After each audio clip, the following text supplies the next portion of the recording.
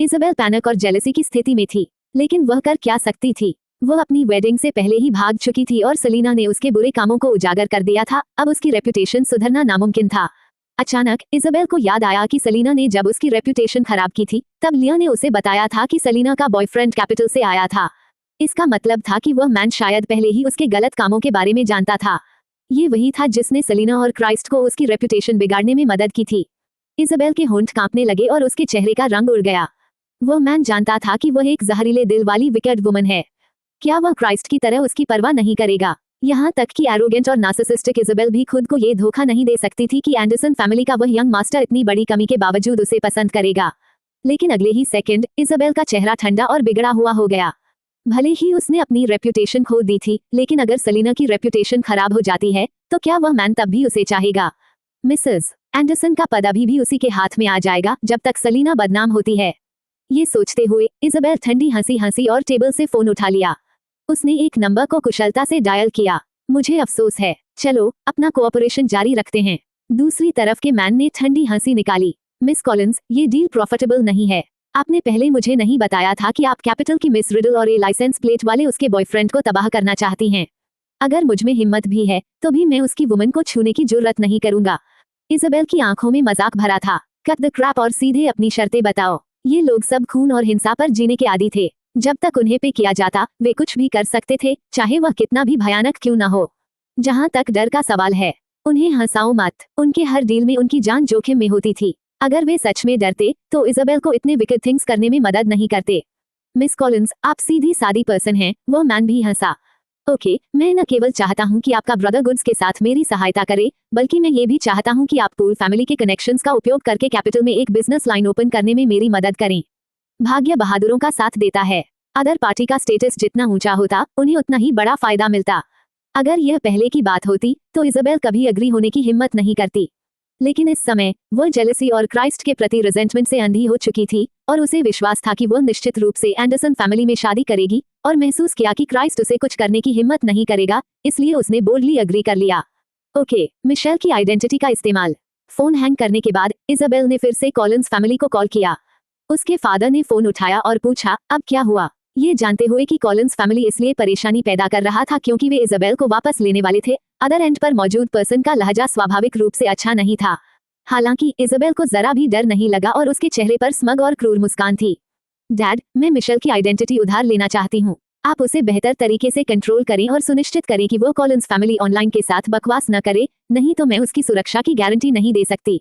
वो man angrily shout किया, क्या तुम क्रेजी हो? क्या तुम्हें लगता है कि तुम्हारी रेपुटेशन काफी बुरी नहीं है? अगर एंटोनियो को तुम्हारे किए गए काम के बारे में पता चलता है तो एंडरसन फैमिली के दूर में प्रवेश करने की फिगेट करो। तुम्हारे पास उसका आभार ग्रैटिट्यूड होने पर भी वह तुम्हें कभी कंसिडर नहीं करेगा। इज़ाबेल का चेहरा पेल पड़ गया और फिर वह फ्रीज हो गई। मेरे पास उसका आभार ग्रैटिट्यूड है। तुम्हें क्या लगता है कि एंटोनियो ने तुम्हें अपने सोन की ब्राइड क्यों नियुक्त किया? मैन स्नेयर किया। अगर तुम्हारे गले में पहनी गई रेड एगेट नहीं होती और अगर तुमने परेशानी पैदा नहीं की होती तो क्या तुम्हें लगता है कि तुम अब भी इतनी एरोगेंट हो सकती हो? इज़ाबेल अचानक कांप उठी और उसके माथे से ठंडा पसीना टपकने लगा। एंडरसन फैमिली के उसे प्रपोज करने का कारण उस मैन के उसे पसंद करने से कोई लेना देना नहीं था। ये सब उस रेड एगेट की वजह से था जो लिया ने गलती से उसे दी थी। इज़ाबेल के चेहरे पर ठंडे पसीने की बड़ी बूंदें लुढ़क गईं और उसका जला हुआ चेहरा बुरी तरह से सिकुड़ गया, जो बेहद भयानक लग रहा था। दूसरे शब्दों में, क्राइस्ट का फेवर और एंडरसन फैमिली की एंगेजमेंट दोनों मूल रूप से सेलिना के लिए थी। वह सब सेलिना का था। इज़ाबेल लगभग जालस थी और चिल्लाना चाहती थी। इस मोमेंट पर उसके दिल में डर चरम पर पहुंच गया था। सेलिना को तबाह करो। उसे तुरंत सेलिना को तबाह करना होगा। अगर सेलिना नहीं मरती, एक बार जब सभी को ट्रूथ पता चलेगा तो न केवल क्राइस्ट उसे फाड़ देगा बल्कि एंडरसन फैमिली के लोग भी उसे फाड़ देंगे।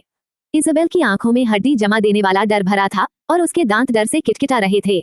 थोड़ी देर तक वेट करने के बाद भी जब इज़ाबेल की आवाज नहीं आई तो मैन कंफ्यूजन में पूछा, तुम बात क्यों नहीं कर रही हो? एंडरसन फैमिली में मैडम का पद लेने की कोशिश कर रही एक बिच है। इज़ाबेल के होंठ कांप रहे थे और उसका चेहरा भयानक था। मेरी रेप्यूटेशन खराब है और मेरे लिए इससे डील करना अप्रोप्रिएट नहीं है। मैं केवल मिशेल की आइडेंटिटी का उपयोग कर सकती हूँ। अगर तुम एंडरसन फैमिली में शादी करने का चांस नहीं खोना चाहती तो तुम मिशेल को बेहतर तरीके से कंट्रोल करो और उसे चुप कराओ।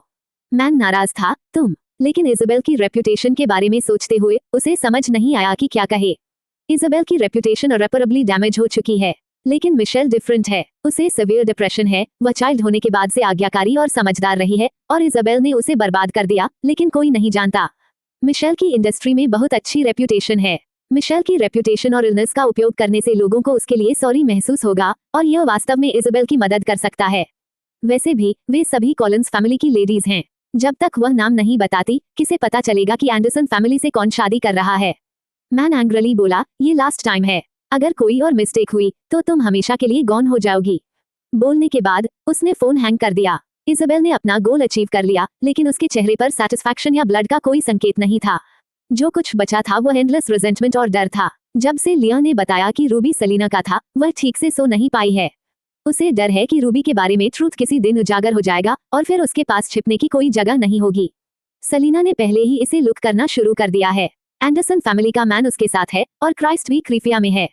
वे जानते हैं कि ट्रूथ देर सबेर सामने आ जाएगा और वह डे ज्यादा दूर नहीं होगा। इसलिए उसे ब्रेव होना चाहिए और ट्रूथ रिवील करने से पहले सलीना को मार डालना चाहिए। इस तरह रूबी के लिए कोई उससे कम्पीट नहीं करेगा और क्राइस्ट का फेवर और एंडरसन फैमिली की एंगेजमेंट सब कुछ अकेले उसका होगा।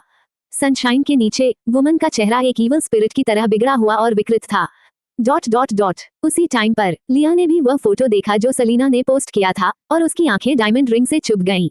डोमिनिक के साथ उसकी एंगेजमेंट इतनी सिंपल थी कि यह एक ट्रांजिशन जैसा लगा और वहां कोई प्रपोजल हुआ ही नहीं। सलीना को न केवल इतना हाई स्टेटस मैन मिला, बल्कि इतना ब्यूटीफुल डायमंड रिंग भी मिला।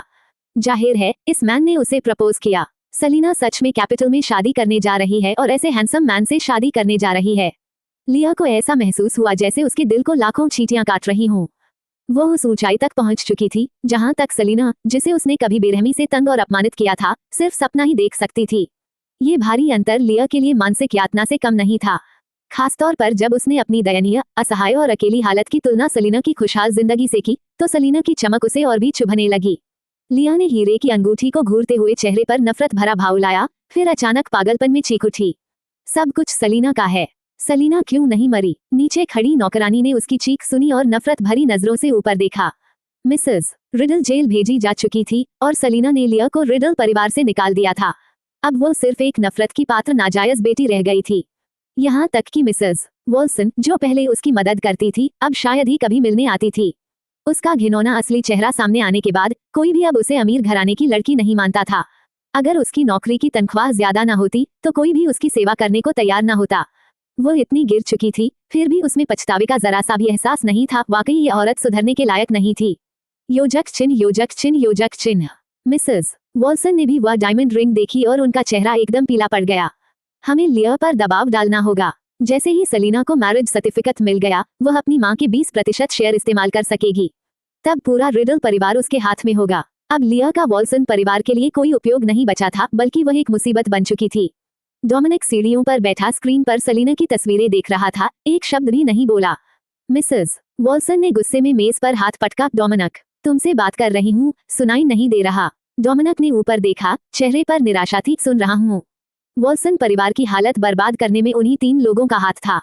सिरिल अब तक सिर्फ इसलिए सब झेल रहा था क्योंकि अल्बर्टो के पास जो शेयर थे, वे अगर लिया के हाथों में आ जाते तो परिवार को बचाया जा सकता था। वही उनकी आखिरी उम्मीद थी।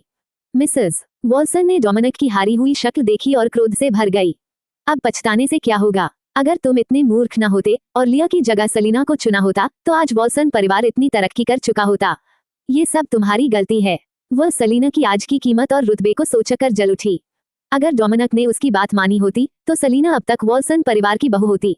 अगर उसने लिया को खुश करने के चक्कर में सलीना को ठुकराया न होता तो आज उनकी ये हालत न होती। हर बार जब मिसेस वॉल्सन इन बातों के बारे में सोचती तो उसे डोमिनिक को गला घोंट देने का मन होता। डोमिनिक, मेरी बात सुनो, तुम्हारी वजह से वॉल्सन परिवार की इज्जत मिट्टी में मिल गई है। वॉल्सन ग्रुप अब तबाही के कगार पर है। अगर ऐसा ही चला तो तुम अब किसी के यंग मास्टर नहीं रहोगे, बल्कि सड़कों पर भीख मांगनी पड़ेगी। लिया की स्क्रिप्ट का मुनाफा और अल्बर्टो के सारे शेयर हमारे पास होने चाहिए। अगर जरा सी भी गलती हुई तो घर लौटने की जरूरत नहीं। मिसेस वॉल्सन की चीखें सुनकर डोमिनिक ने मुठियां भींच ली और अचानक उठ खड़ा हुआ। मैं लिया को ढूंढने जा रहा हूँ। वह बाहर निकला, लेकिन लिया के पास जाने के बजाय एक कोने में जाकर बैठ गया। डोमिनिक ने स्क्रीन पर उस हाथ को देखा जिसमें डायमंड रिंग चमक रही थी। चेहरे पर निराशा और दर्द साफ दिख रहा था। वो लड़की जिसने बचपन से उससे कहा था कि वो उससे शादी करेगी, आज किसी और की पत्नी बन चुकी थी। जिसे तुम प्यार करते हो उसे किसी और की बाहों में देखना, ये पीड़ा कितनी गहरी होती है, अब वह समझ रहा था। सलीना तो ये दर्द सालों तक झेलती रही, ऊपर से उसके ताने, आरोप और अपमान अलग। वो सब चुपचाप सहती रही, कुछ कह नहीं पाई, बस उम्मीद करती रही कि कभी वह भी उसे प्यार करेगा। डोमिनिक सड़क पर झुक गया, सिर पकड़े रो पड़ा। सलीना, मुझसे गलती हो गई, लौट आओ, मैं वादा करता हूँ अब तुम्हारे साथ अच्छा व्यवहार करूंगा। पर अफसोस, अब वो औरत कभी वापस नहीं आने वाली थी। योजक चिन्ह, योजक चिन्ह, योजक चिन्ह। रिडल परिवार की बिल्डिंग में लियोन ने भी वही तस्वीरें देखी। अंगूठी पहने वह नाजुक सुंदर हाथ साफ तौर पर किसी महिला का था।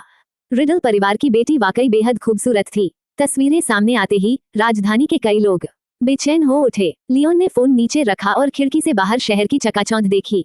यह देश की ताकत और संसाधनों का केंद्र था। जहां पहुंचने के लिए लोग तरसते हैं, वहीं जन्मे लोग इसे छोड़ना नहीं चाहते।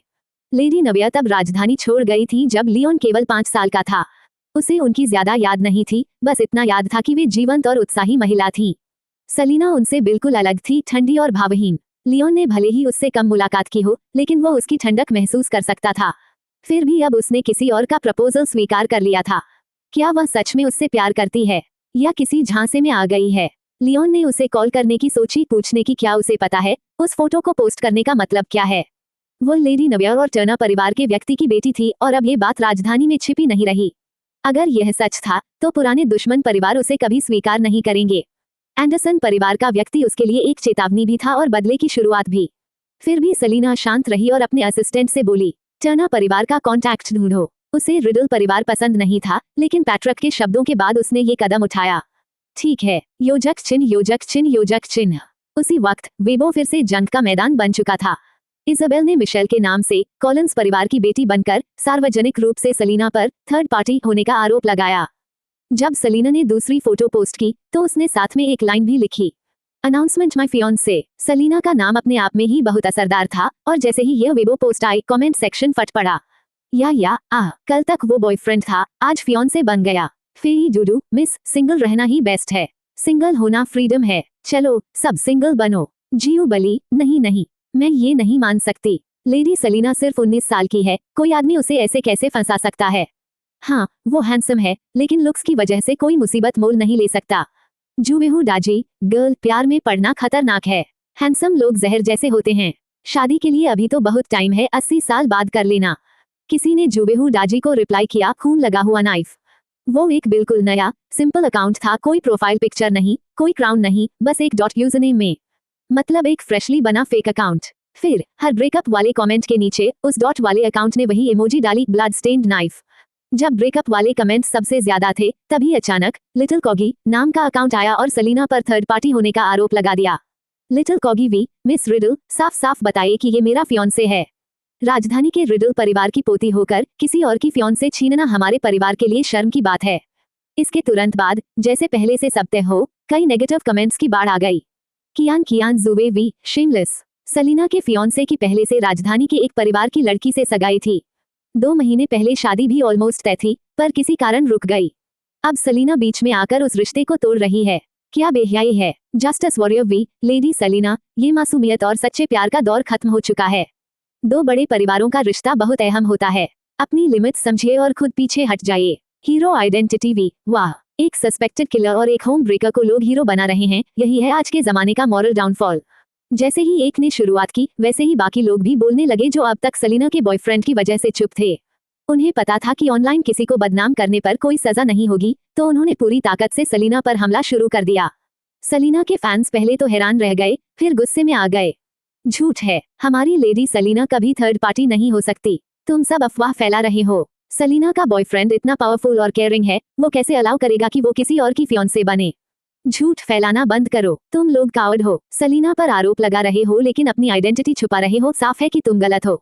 या तो प्रूफ दिखाओ या निकलो यहाँ से। सलीना की रेप्यूटेशन खराब करने मत आओ। योजक चिन्ह, योजक चिन्ह, योजक चिन्ह। इजाबेल अपनी विला में बैठी ये सब कमेंट्स देख रही थी और उसके होठों पर ठंडी मुस्कान थी। उसने टेबल पर रखा फोन उठाया और कॉल किया। डैड, अब आपकी बारी है कदम उठाने की। फोन के उस पार से आवाज आई, इजाबेल, ये तुम्हारा आखिरी मौका है। अगर गलती हुई तो हमेशा के लिए कॉलिंस परिवार से नाता तोड़ दिया जाएगा। इजाबेल का चेहरा सख्त हो गया। उसने ठंडे लहजे में कहा, मैं फेल नहीं होऊंगी, मैं जरूर एंडरसन परिवार की मैडम बनूंगी। फिर उसने खुद से बुदबुदाया, और अगर फेल भी हुई तो क्या क्राइस्ट मुझे बचाएगा? जब तक रूबी का सीक्रेट बाहर नहीं आता मुझे कोई हरा नहीं सकता। फोन के उस पार वाला आदमी भी क्राइस्ट का नाम सुनकर एक पल चुप रहा, फिर कॉल काट दी। इज़ाबेल ने स्क्रीन पर चल रही गालियों को घूरा और मन में ठान लिया, इस बार मैं सलीना को गिराकर ही दम लूंगी। योजक चिन्ह योजक चिन्ह योजक चिन्ह। इसी बीच जब सलीना के फैंस और हेटर्स एक दूसरे से भिड़े हुए थे, एक ऑफिशियल अकाउंट ने अचानक लिटिल कॉगी को टैग किया और पोस्ट किया, मेरी बेटी ने झूठ नहीं कहा। यंग मास्टर के परिवार ने सच में कॉलिंस परिवार को शादी का प्रस्ताव दिया था और हमारे पास मैरिज सर्टिफिकेट है। मेरी बेटी तबीयत से ठीक नहीं है, उसने सिर्फ सच कहा है। कृपया हाश शब्दों का इस्तेमाल न करें। लेडी सलीना, कृपया मेरी बेटी का फियांसे लौटा दें। ये देखकर सब दंग रह गए। कॉलिंस परिवार मतलब जो लड़की खुद को सलीना के फियांसे की फियांसी बता रही थी, वो कॉलिंस परिवार की बेटी है। राजधानी का कॉलिंस परिवार तो दूसरे दर्जे के घरानों में आता है, फिर ये मामला क्या है? उन्होंने तो ऑफिशियल अकाउंट से लिखा है, तो क्या एंगेजमेंट सच में हुई थी? नेटिजन्स ने तुरंत कॉलिंस परिवार के बारे में सर्च शुरू कर दी। कॉलिंस परिवार बहुत बड़ा नहीं था, लेकिन राजधानी में उसका नाम था। OMG, ये तो सच है। क्या एंगेजमेंट वाकई हुई थी? तभी एक नया अकाउंट वीवी स्माइल सामने आया। सच है, लेकिन यंग मास्टर की पहचान बहुत खास है, इसलिए नाम नहीं बता सकती, वरना पोस्ट डिलीट हो जाएगी। बस इतना कह सकती हूँ कि कॉलिंस परिवार की बेटी मिशेल एक वक्त में स्पोर्ट्स चैंपियन थी और नेशनल गोल्ड मेडल जीत चुकी थी।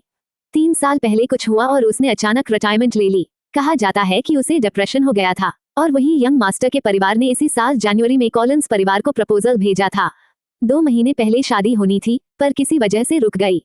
सलीना कहती है कि उसने अपने बॉयफ्रेंड से उसी दिन मुलाकात की थी जिस दिन यंग मास्टर और कॉलिंस की बेटी की शादी होने वाली थी। आखिरी लाइन ने सबको हिला दिया। लोगों को शक हुआ कि शायद सलीना की वजह से ही वो शादी नहीं हुई। ये पोस्ट पढ़ते ही सब स्टंड रह गए। फिर हेटर्स ने जैसे खून की गंध सूंघ ली और भी जोर से सलीना पर थर्ड पार्टी होने का आरोप लगाने लगे। सलीना को सपोर्ट करने वाली लड़कियां भी एक पल के लिए कंफ्यूज्ड हो गईं। मैं नहीं मानती, लेडी सलीना थर्ड पार्टी नहीं है। मुझे भी यकीन नहीं होता। लेडी सलीना इतनी खूबसूरत है, वो किसी और का फियांसे कैसे छीन सकती है? कियान जुबे वी, हाँ, ऊपर वाले इतने मासूम मत बनो। सलीना बस एक चालबाज औरत है। वो अपनी बहन को थर्ड पार्टी कहती फिरती थी और मिस्टर वॉल्सन पर चीटिंग का आरोप लगाती थी, पर असल में तो वही पहले धोखा दे रही थी। जब वो वॉल्सन परिवार के यंग मास्टर की फियांसी थी, तब भी किसी और के फियांसे से फ्लर्ट कर रही थी। इससे ज्यादा बेहयाई और क्या होगी? जस्टिस ब्रिंगवी, सलीना शुरू से ही थर्ड पार्टी थी। उसने अपनी शक्ल सूरत का फायदा उठाया और मासूम बनने का दिखावा किया, जबकि असल में वो एक जहरीली औरत है, बाहर से मासूम, अंदर से चालाक सांप। ट्रू हीरोज वी, मैं पहले ही कह चुका था कि वो किला है, कोई मानता नहीं था। अब देख लिया ना, तुम्हारी लेडी असल में एक हार्टलेस और चीप औरत है, बेशर्म। कुछ ही देर में इंटरनेट पर सलीना को किसी और की शादी में दखल देने वाली थर्ड पार्टी के रूप में बदनाम करने की लहर चल पड़ी। योजक चिन्ह योजक चिन्ह योजक चिन्ह। उसी वक्त सलीना क्रीफिया यूनिवर्सिटी में क्लास अटेंड करने पहुंची। जैसे ही उसने कैंपस में कदम रखा, उसने देखा सबकी नजरें उस पर टिकी थीं। कुछ लोग चिंता से, कुछ सहानुभूति से उसे ऐसे देख रहे थे जैसे किसी को बाहर तंग करके लाया गया हो। सलीना हल्का सा चौंकी। सीढ़ियों पर खड़ी लड़कियों का एक ग्रुप आंखों में आंसू लिए बोला, लेडी सलीना, आप परेशान मत होइए, हमें आप पर भरोसा है। ये सब झूठ बोलने वाले घटिया लोग हैं जो आपकी रेपुटेशन बिगाड़ना चाहते हैं। सलीना ने भौं उठाई। लगता है इज़ाबेल ने काम सही किया, मामला काफी बड़ा बन गया है। वो इस नतीजे से खुश थी। जितना ज्यादा हंगामा होगा, उतना ही आसान होगा ऑस्वाल्डो और इज़ाबेल के बीच की सच्चाई साफ करना। वो सहन नहीं कर पा रही थी कि ऑस्वाल्डो जैसा अच्छा इंसान इज़ाबेल जैसी औरत के नाम से जुड़ा रहे। सलीना ने सिर झुकाकर मुस्कुराया, फिक्र मत करो, आज रात मैं तुम्हें एक मजेदार चीज दिखाऊंगी। सब लोग चौंक गए। वो बिल्कुल भी उदास नहीं लग रही थी, बल्कि खुश दिख रही थी। मजेदार चीज? सबने एक दूसरे की तरफ देखा उलझन में। सलीना ने हाथ हिलाया, जाओ पढ़ाई करो, स्टूडेंट के लिए सबसे जरूरी चीज है पढ़ना। लर्निंग से प्यार करो। ये कहकर वो आगे बढ़ी और लैबोरेटरी बिल्डिंग की तरफ चल दी। सब चुप रह गए। कुछ देर बाद सबने उसकी काम और कॉन्फिडेंट चाल देखी तो राहत महसूस हुई। सलीना जैसी लड़की को कुछ नहीं हिला सकता। वो सब भी 2-2, 3-3 के ग्रुप में पढ़ने लौट गए। सलीना ने देखा कि जैकरी लैब के बाहर उसका इंतजार कर रहा है। उसने उसे देखते ही कान खुजाया और चिंतित होकर बोला, लेडी सलीना, आप ठीक हैं न? सलीना ने ठोड़ी पर हाथ रखते हुए सोचा, फिर पूछा, तुम्हें लगता है मेरा बॉयफ्रेंड भरोसेमंद नहीं है? जैकरी चुप रहा। सलीना ने उसके कंधे पर हाथ रखा। सीनियर, इस घटना से ये तो साफ है कि तुम्हारा ध्यान पढ़ाई पर नहीं है। अगर मॉक टेस्ट में फेल हो गए तो? जैकरी ने उसकी नजरों में देखा और थोड़ा हकबका गया। उसे महसूस हुआ कि उसकी सारी चिंता बेकार थी। सलीना हर हाल में संतुलित रहती है, जैसे कुछ भी उसे विचलित नहीं कर सकता। वो दोनों लैब में जाकर एक्सपेरिमेंट करने लगे। समा ने शायद सोचा सलीना की किस्मत खराब चल रही है, इसलिए उसने फिर से अपने घमंडी रवैये में लौटकर उससे बात तक नहीं की। सलीना ने किसी को महत्व नहीं दिया। उसने पूरी सीरियसनेस से क्लास की और शाम होते ही लैब से निकल आई। एक कंधे पर बैग टांगे उसने फोन निकाला ताकि देख सके कि इंटरनेट पर बात कितनी फैल चुकी है। तभी अचानक उसे कुछ अजीब महसूस हुआ। उसकी नजरें ठंडी हो गईं, होठों पर हल्की सी मुस्कान आई और उसने अपना रास्ता बदल दिया। वेस्ट गेट की जगह वो मैं गेट की ओर मुड़ गई। उसने अपने फोन से ऑस्वाल्डो को मैसेज भेजा, come pick me up at the main gate. Message भेजकर उसने फोन बैग में रखा, एक कंधे पर टांगा और पास की दुकान से एक बॉक्स योगर्ट खरीदा। वो चलते चलते उसे पीने लगी। मैं गेट पर पहुंचकर उसने चारों ओर देखा, फिर खाली योगर्ट बॉक्स डस्टबिन में फेंका और पास वाली स्मॉल आली की तरफ चली। उसी वक्त सड़क किनारे खड़ी एक कार में बैठे कुछ आदमी उसे घूर रहे थे। लड़की तो वाकई बहुत खूबसूरत है। वो आली में जा रही है, मौका सही है। नहीं, गेट पर भीड़ है, सीधे पकड़कर कार में डाल देते हैं। परफेक्ट, यही करेंगे। सलीना के पीछे स्कूल से एक और लड़की बाहर निकली और कार में बैठते हुए बोली, कंफर्म वो अकेली है, कोई पीछे नहीं। ग्रेट, कार को एली के पास ले चलो, पकड़ो और भागो। कार एली के पास रुकी और कुछ आदमी उतरकर सलीना के पीछे दौड़े। उसी वक्त जमाइमा स्कूल से बाहर निकली। वो अपनी आइडल सलीना को देखकर खुश थी, पर तभी उसने देखा कि कुछ डरावने आदमी कार से उतरकर सलीना के पीछे भागे। ये साफ था उनके इरादे गलत थे। जमाइमा का चेहरा सफेद पड़ गया, पैरों में जान नहीं रही। वह सलीना के पीछे भागना चाहती थी, पर अचानक रुकी, कार की ओर मुड़ी और जोर से चिल्लाई, हेल्प, कोई है, बैड लोग हैं। वो भागती हुई कैंपस में वापस दौड़ी और एकेडमिक बिल्डिंग से निकलते छात्रों को पुकारा। सीनियर स्टूडेंट यूनियन के सदस्य अभी मीटिंग खत्म करके बाहर आए ही थे जब उन्होंने जमाइमा की आवाज सुनी। वो हांफते हुए रो पड़ी। कुछ लोग लेडी सलीना का पीछा कर रहे हैं। वो लोग खतरनाक लग रहे हैं। सभी के चेहरों का रंग उड़ गया और सब तुरंत वहां दौड़ पड़े। रोनन ने अपना फोन उसकी तरफ फेंका, पुलिस को कॉल करो। जमाइमा ने कांपते हाथों से नंबर मिलाया और साथ साथ मदद के लिए चिल्लाती रही। वो डर से रोने लगी, उनके पास शायद नाइफ भी हो। अगर उन्होंने सलीना को चोट पहुंचा दी तो। योजक चिन्ह, योजक चिन्ह, योजक चिन्ह। उसी वक्त सलीना एली में दाखिल हुई। उसने चारों ओर देखा, एक साफ जगह चुनी और अपना बैग नीचे रखा। थोड़ी ही देर में वो आदमी वहां पहुंच गए। उन्होंने एक खूबसूरत शांत लड़की को सामने खड़े देखा। उसकी लंबी पलकें झुकी हुई, चेहरा मासूम और नाजुक लग रहा था। अंधेरे और तंग एली में वो बेहद कमजोर और बेबस दिख रही थी। सभी के चेहरे पर एक साथ घटिया मुस्कान उभर आई। वो उसके करीब आने लगे। तभी सलीना ने हल्के से अपनी पलकों को उठाया। उसकी काली आंखों में ठंडापन और बेरहमी झलक रही थी। इज़ाबेल ने तुम्हें भेजा है, उसने ठंडे स्वर में पूछा। आसपास खड़े लोगों के चेहरों पर खतरनाक मुस्कान थी। आगे वाला आदमी हंसते हुए सलीना के पास आया, जानबूझकर सीटी बजाई और उसके गाल पर हाथ रखते हुए बोला, डर मत, हम सिर्फ पैसे के लिए आए हैं, तुझे चोट नहीं पहुंचाएंगे। बस थोड़ा साथ निभा ले, फिर तुझे छोड़ देंगे। सलीना की पलकें झुक गईं, उसकी आंखों में अंधेरा और गुस्सा भर गया। जैसे ही उन लोगों के हाथ उसकी तरफ बढ़े, सलीना ने अपनी कमर से पतली सी बेल्ट निकाली और नेता के चेहरे पर जोर से मारी। वो आदमी अचानक चौंक गया, वार उसकी आंख पर लगा और वो पीछे लड़खड़ा कर गिर पड़ा। माइक, वो दर्द से झुक गया, आंख पर हाथ रखे और उसकी उंगलियों के बीच से खून टपकने लगा। बाकी लोग ये देखकर भड़क उठे। उन्होंने हथियार उठाए और गुस्से में सलीना की तरफ दौड़े। सामने बस एक औरत थी, उन्हें लगा अब आसानी से बदला ले सकते हैं। सलीना की आंखें अब और गहरी हो गईं, उनमें खूनी चमक थी। उसने होठों पर जीभ फेरी और मुस्कुराए। पहली बार मैं खुद किसी पर हाथ उठा रही हूँ। अगर किसी की जान चली गई तो कसूर तुम्हारा होगा। ये कहते ही उसने फिर बेल्ट घुमाई, इस बार किसी आदमी के कमजोर हिस्से पर वार किया। वो दर्द से तड़पता हुआ जमीन पर गिर पड़ा। सलीना ने साथ ही अपनी हील से एक और के चेहरे पर लात मारी, उसकी नाक से खून बह निकला। अब सिर्फ 2 बचे थे। उन्होंने सलीना को पकड़ने की कोशिश की, लेकिन उसने फुर्ती से उनके हमले टाल दिए। फिर बिना झिझके एक ईंट उठाए और किसी के सिर पर दे मारी। धड़ाम की आवाज के साथ वो वहीं गिर पड़ा। आखिरी आदमी को उसने घसीटकर दीवार पर दे मारा, उसके माथे से खून बहने लगा। कुछ ही पलों में 5 गुंडे जो उसे अगवा करने आए थे, जमीन पर पड़े कराह रहे थे। जो औरत कैंपस में उसे ट्रैक कर रही थी, उसने हालात बिगड़ते देख भागने की कोशिश की। तभी गली के छोर से भागते कदमों की आवाज आई। वो औरत घबरा गई। उसने झटके से अपने कपड़ों के अंदर से चाकू निकाला और आने वाले पर वार किया। सबसे आगे बिली दौड़ रहा था, लेकिन रफ्तार इतनी तेज थी कि वो रुक नहीं पाया। उसने देखा चाकू सीधा उसकी छाती की तरफ आ रहा है। पीछे वाले छात्र कुछ समझ भी नहीं पाए थे। चाकू उसके दिल के पास पहुंचने ही वाला था कि अचानक पीछे से एक व्हिप आई, जो उस औरत की गर्दन पर लिपट गई और उसे पीछे खींच लिया। उसके हाथ से चाकू गिरा। वो दर्द से चीखते हुए हवा में उछली और किसी के पैरों के नीचे जा गिरी। फिर सफेद हाई हील्स पहने एक पैर ने उसके चेहरे पर जोर से कदम रखा। सब कुछ इतनी तेजी से हुआ कि कोई समझ भी नहीं पाया। कुछ पलों तक पूरा दृश्य शांत रहा। स्टूडेंट काउंसिल के सदस्य जमीन पर पड़े घायल आदमियों को देखकर दंग रह गए। फिर सबकी निगाह उस खूबसूरत लड़की पर टिक गई जो किसी के चेहरे पर पैर रखे खड़ी थी। उनकी आंखों में पहचान थी पर यकीन नहीं। सलीना की आंखों में अब भी खून की प्यास थी। उसने नीचे गिरी औरत की तरफ ठंडे चेहरे से देखा, जैसे अभी उसी वक्त उसे खत्म कर देगी। वो औरत डर से चीख उठी। छात्र जो अभी अभी अंदर दौड़े थे, सलीना की निर्दयता देखकर सहम गए। लेडी सलीना, सलीना को जैसे किसी ने जगाया। उसने चारों ओर देखा, चारों तरफ पड़े अर्धमरे लोग और सामने खड़े डरे हुए लड़के। वो कुछ क्षणों के लिए चुप रही, फिर अचानक अपनी बेल्ट फेंककर ऑस्वाल्डो की बाहों में कूद गई। मैं बहुत डर गई थी। ऑस्वाल्डो की गहरी आंखों में हल्की हंसी थी। उसने अपनी प्रेयसी को थामकर उसके सिर पर हाथ फेरा। मैं हूं ना, डरने की जरूरत नहीं। अगर सबने अभी अभी उसकी क्रूरता न देखी होती तो कोई भी यकीन नहीं करता कि ये वही लड़की है। पीछे से आती तेज कदमों की आवाज ने सबको होश में लौटाया। बिली ने अपने माथे का पसीना पोंछते हुए कहा, मेरे तो डर के मारे पैरों में जान ही नहीं बची। रोनन ने उसका कंधा थपथपाया। सच में बहुत खतरा था। अगर वो विप एक सेकंड भी देर से आती तो आज क्रीफिया यूनिवर्सिटी में बड़ा हादसा हो जाता। सबने जमीन पर पड़े अपराधियों को देखा और उनके चेहरों पर घृणा झलकने लगी। इनके पास नाइफ था, साफ है ये मामूली गुंडे नहीं थे। थोड़ी ही देर में दर्जन भर सिक्योरिटी गार्ड्स डंडों के साथ अंदर दौड़े और सबको पकड़ लिया।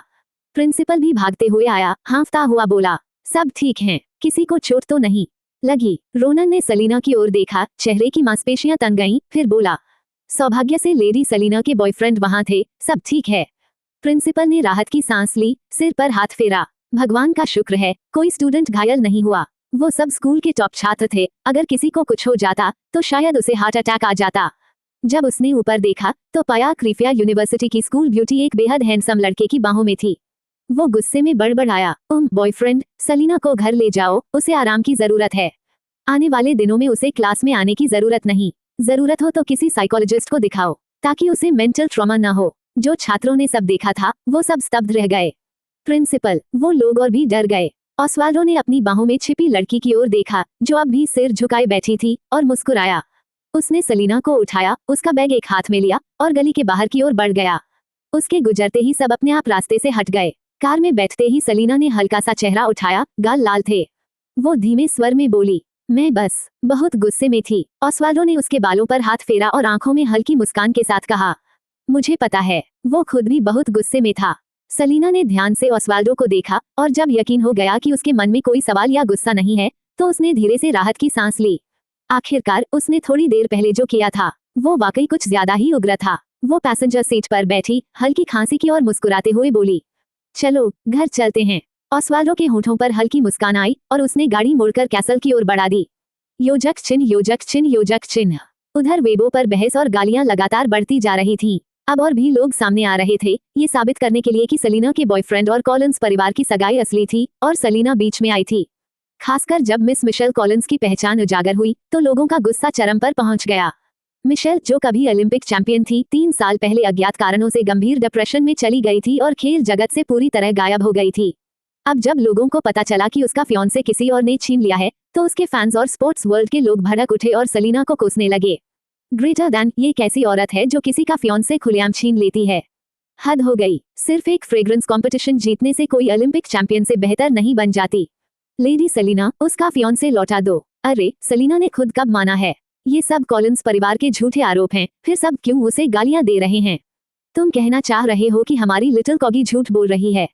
वो तो इतनी प्यारी और सच्ची लड़की है, सलीना को थोड़ी शर्म होनी चाहिए। जो भी स्पोर्ट्स देखता है जानता है कि मिशेल कौन है, नेशनल स्विमिंग चैंपियन। अगर वो बीमार न होती तो देश को एक नई स्विमिंग क्वीन मिलती। सलीना जैसी लड़की बीमार इंसान का फियांसे छीनकर उसे मौत की तरफ धकेल रही है। सलीना बस अपनी पॉपुलैरिटी और फॉलोअर्स पर घमंड कर रही है। अगर मिशेल बीमार ना पड़ती तो सलीना उसकी जूतियां भी छूने के लायक न होती।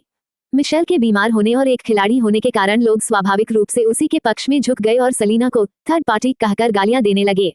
योजक चिन्ह, योजक चिन्ह, योजक चिन्ह। राजधानी में स्थित कॉलिंस मैंशन में मिशेल अपने कमरे में बैठी मोबाइल पर वेबो देख रही थी।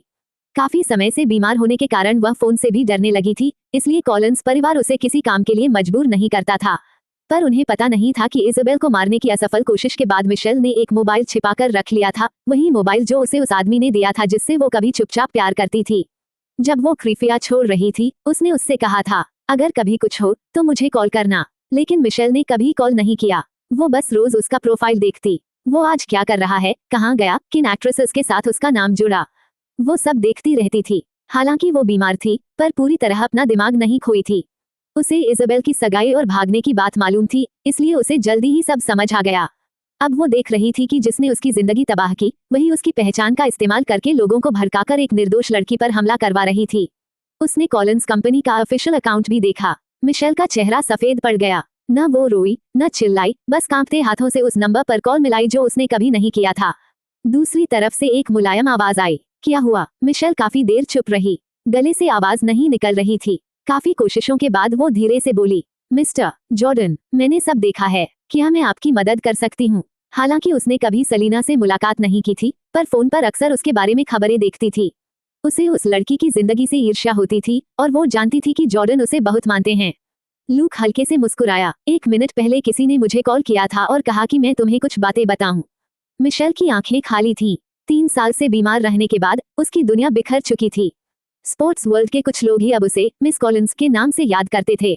वो फुसफुसाए। क्या? लूक ने शांत स्वर में कहा। उसने कहा, मिशेल, आगे देखो। मिशेल चौंक गई। आगे? उसने अनजाने में सिर उठाया और अपने फोन की स्क्रीन देखी। क्योंकि उसे तेज आवाजों से डर लगता था, इसलिए लूक ने उसे वायरलेस हेडफोन्स दिए थे।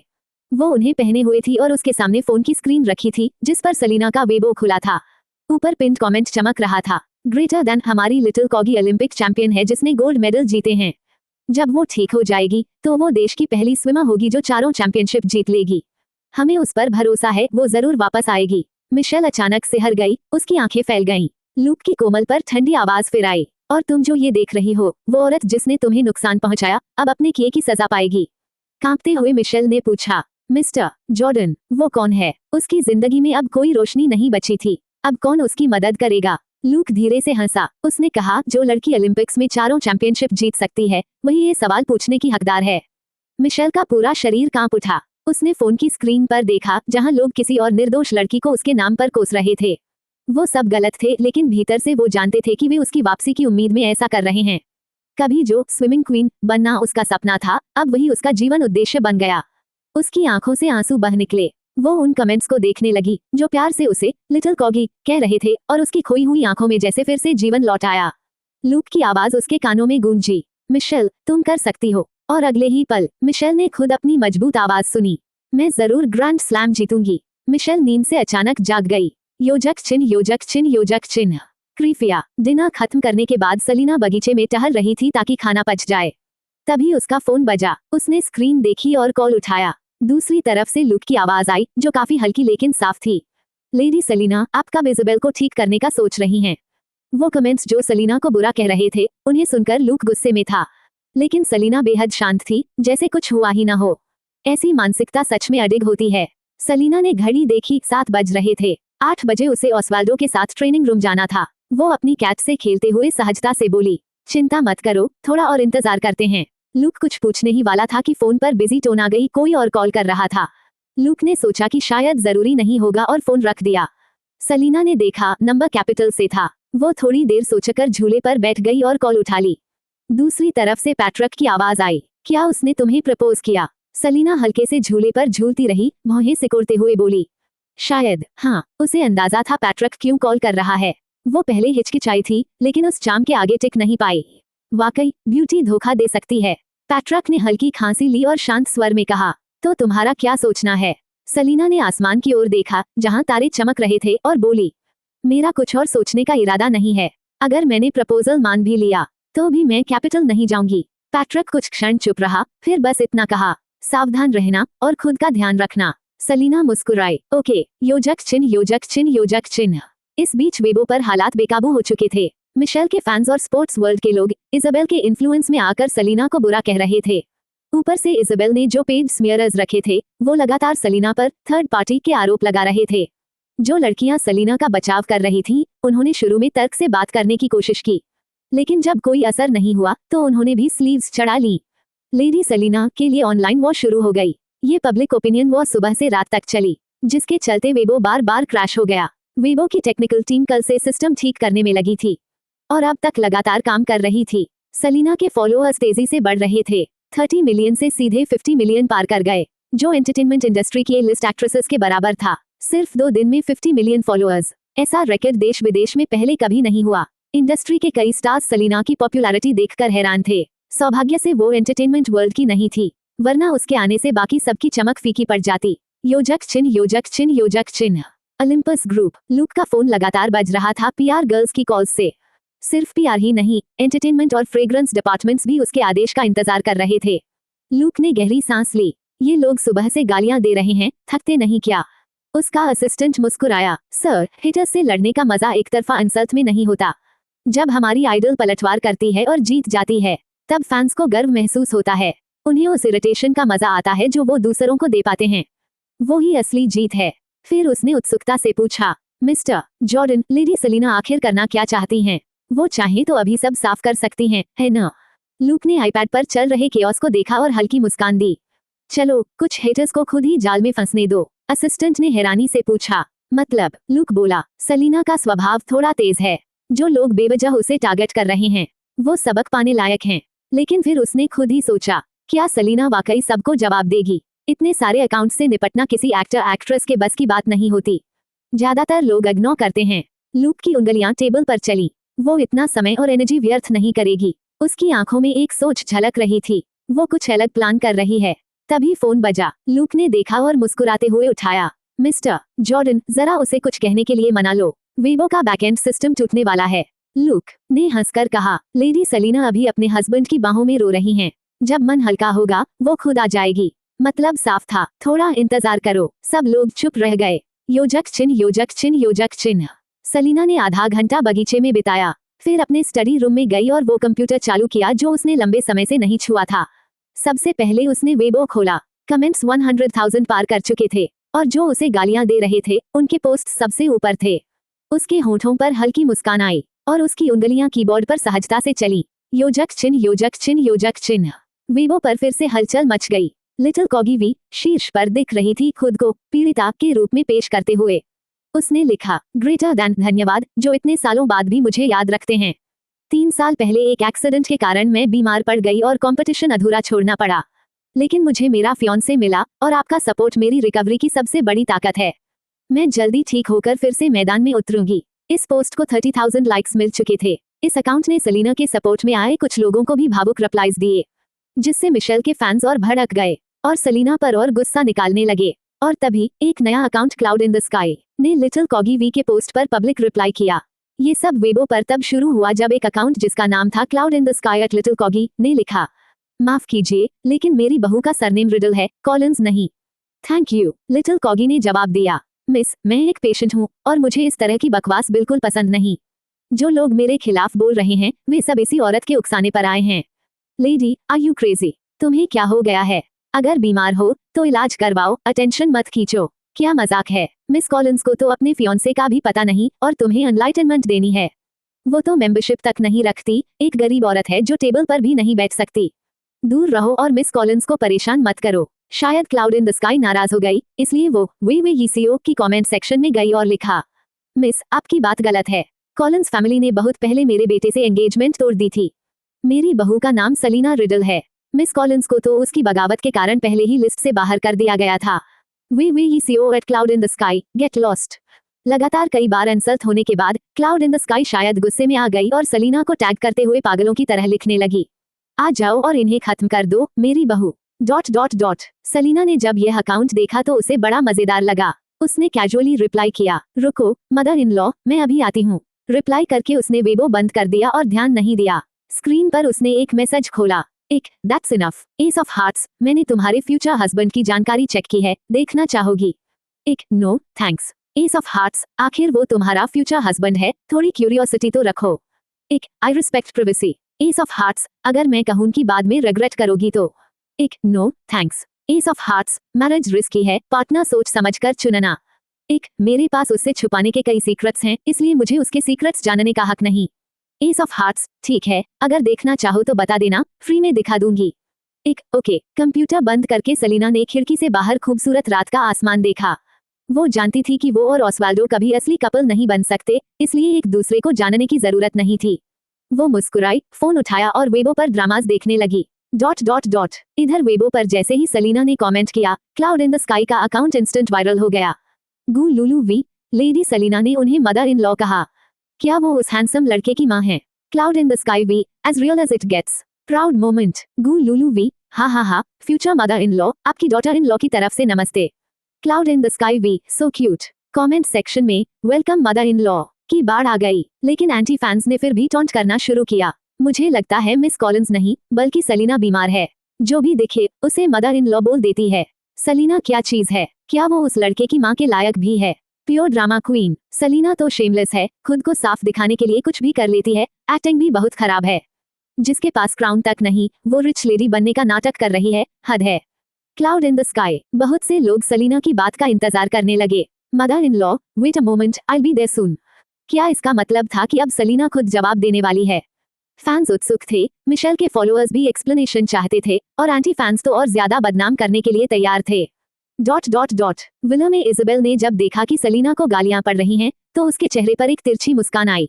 उसे वो मैसेज याद आया जो उसे अभी मिला था, जिसमें लिखा था कि सलीना को पूरी तरह डिस्ट्रॉय कर दिया गया है। वो सोचकर और ज्यादा खुश हो गई कि अब सलीना के पास किसी मर्द के लिए कम्पीट करने की औकात नहीं बची। फिर उसने फोन उठाया और लिटिल कॉगी अकाउंट से एक नया मैसेज टाइप किया। वो सलीना के डर और शर्म की कल्पना करके विकृत आनंद लेने लगी।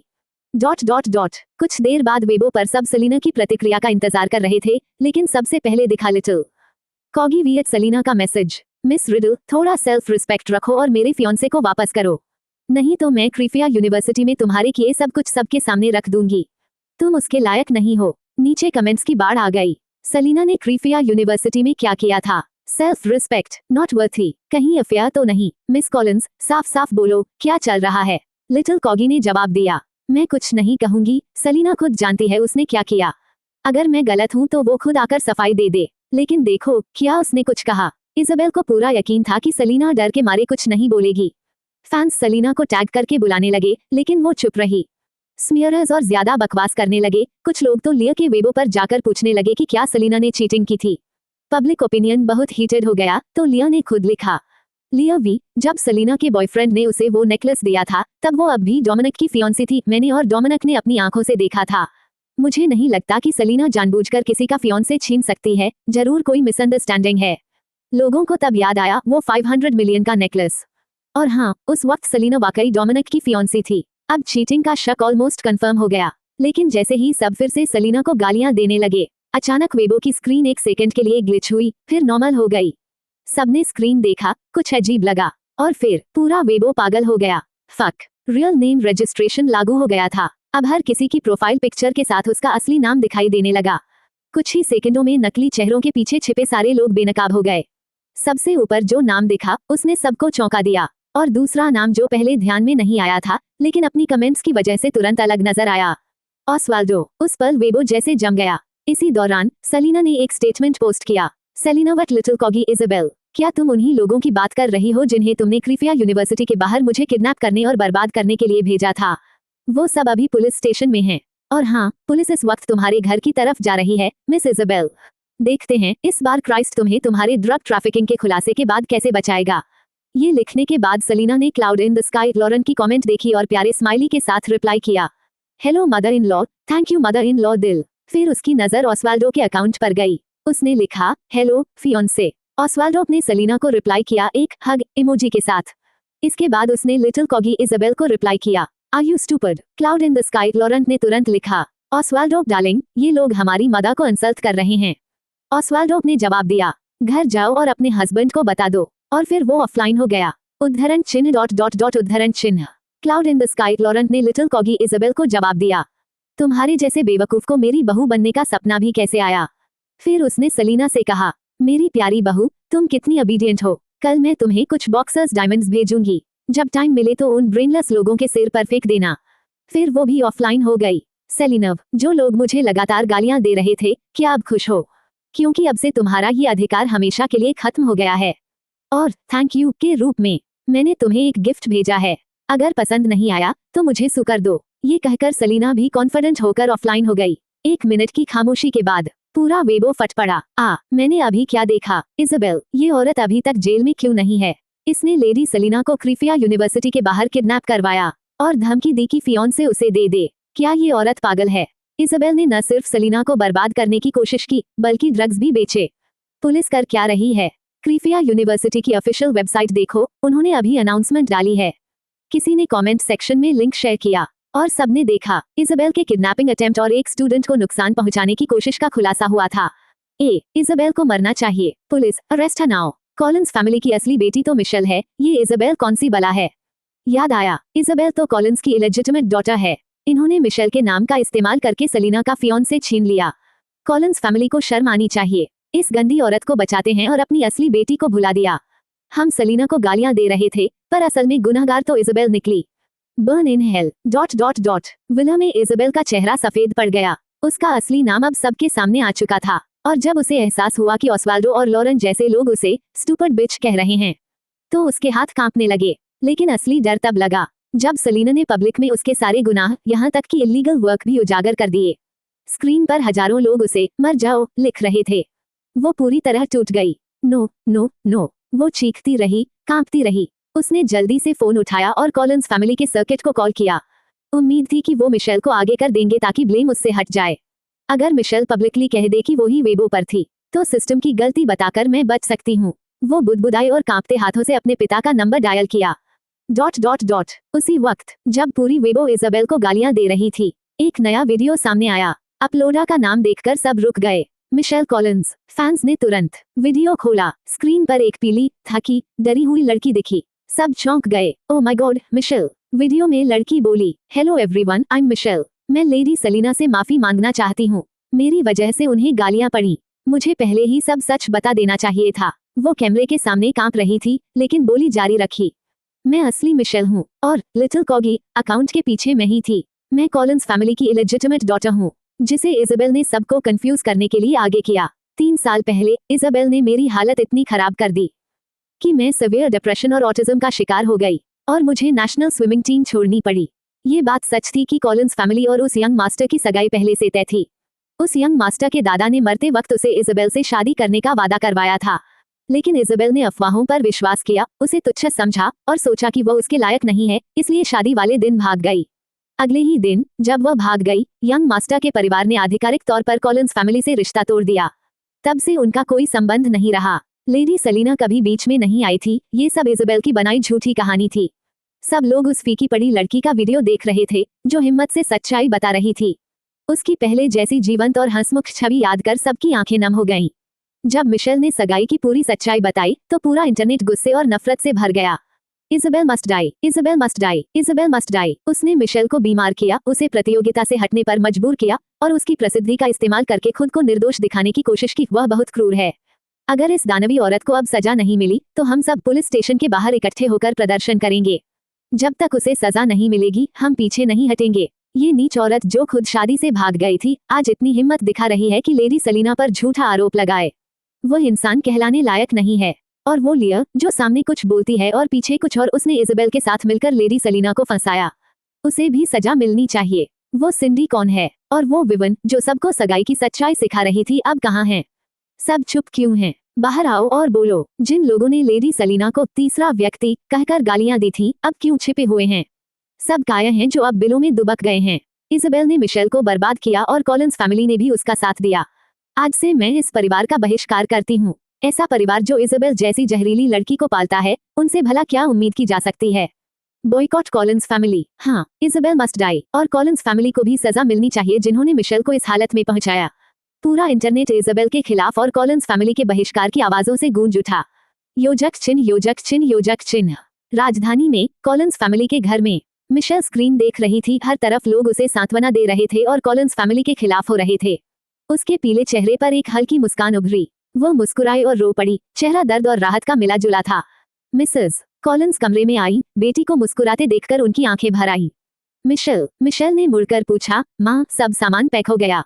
मिसेस कॉलिंस ने सिर हिलाया और उसकी गालों पर हाथ फेरा। सब तैयार है, चलो अब यहाँ से हमेशा के लिए चले चलते हैं। वो मिशेल का हाथ पकड़कर बाहर निकली, तभी सामने से ट्रिस्टन दौड़ता हुआ आया। वो घबराया हुआ था। बोला, मिशेल, अब सिर्फ तुम ही कॉलिंस फैमिली को बचा सकती हो।